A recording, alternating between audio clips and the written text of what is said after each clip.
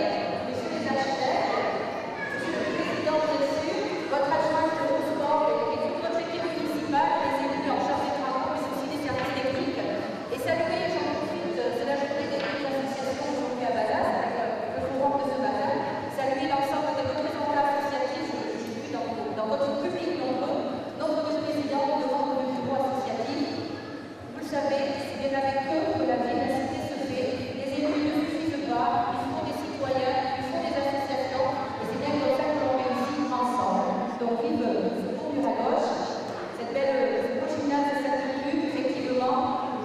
Joyeux anniversaire à l'association, monsieur le président, et que de belles choses pour l'avenir avec le gouvernement. À votre ordre.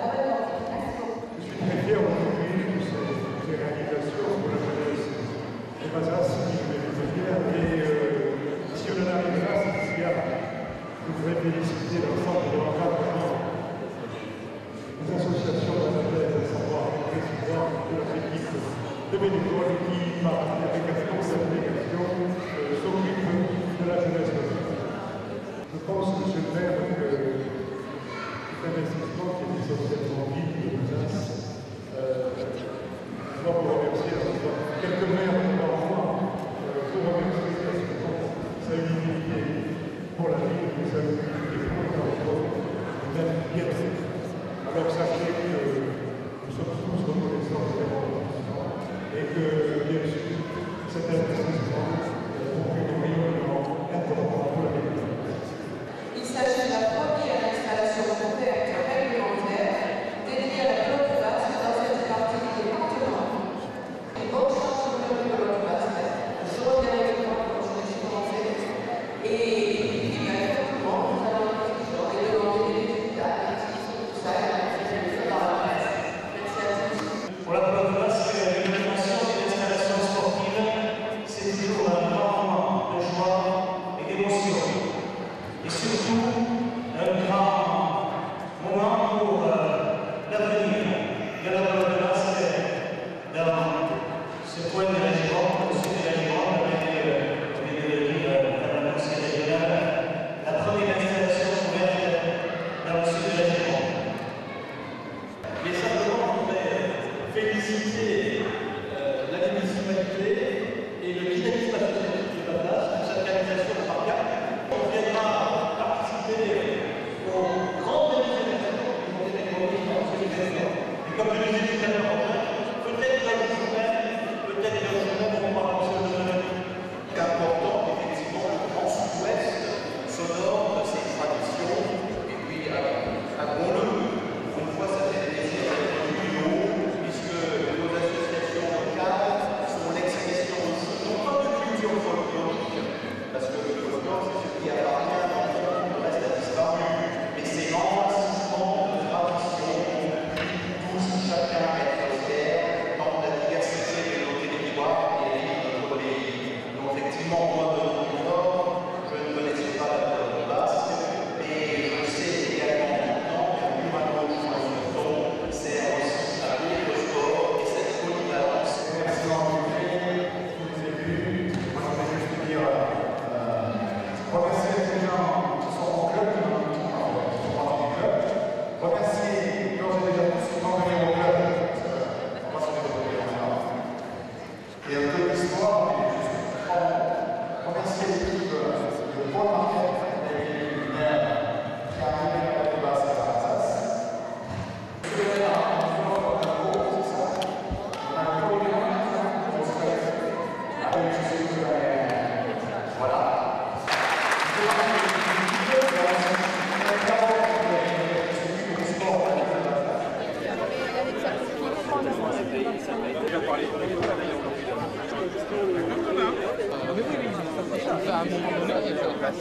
donné,